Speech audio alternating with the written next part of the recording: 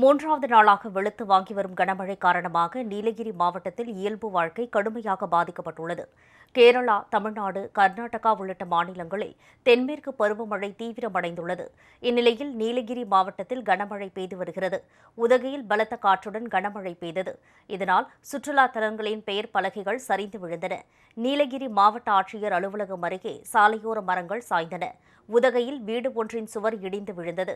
கூடலூர் பகுதியில் கனமழை கொட்டி தீர்த்தது. தமிழகத்திலேயே மிக அதிக அளவாக அவலாஞ்சியில் 35 சென்டிமீட்டர் மழை பதிவாகியுள்ளது.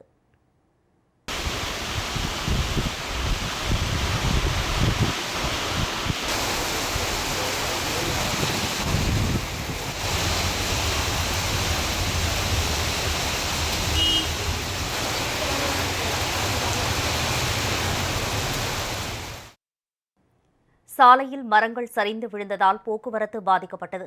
மேலும் மின்கம்பங்கள் சாய்ந்ததால் கிராமப் பகுதிகளில் மின்சாரம் துண்டிக்கப்பட்டுள்ளது. மீட்புப் பணிகளில் பேரிடர் மீட்புப் படையினர் ஈடுபட்டுள்ளனர். மரங்களின் அடியில் ஊர்திகளை நிறுத்த வேண்டாம் என அதிகாரிகள் அறிவுறுத்தியுள்ளனர்.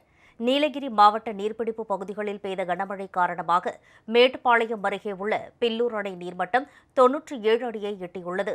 பாதுகாப்பு கருதி அணையின் 4 மதகுகளில் இருந்து உபரி நீர் வெளியேற்றப்படுகிறது.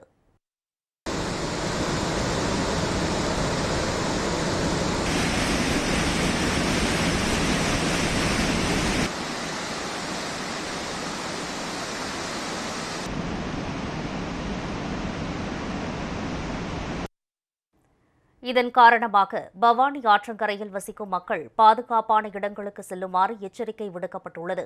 கோவை மாவட்டத்தில் உள்ள சிறுவாணி ஆற்றில் வெள்ளம் கரை புரள்கிறது. இதனால் அங்கு பொதுமக்கள் குளிக்க வேண்டாம் என அறிவுறுத்தப்பட்டுள்ளனர்.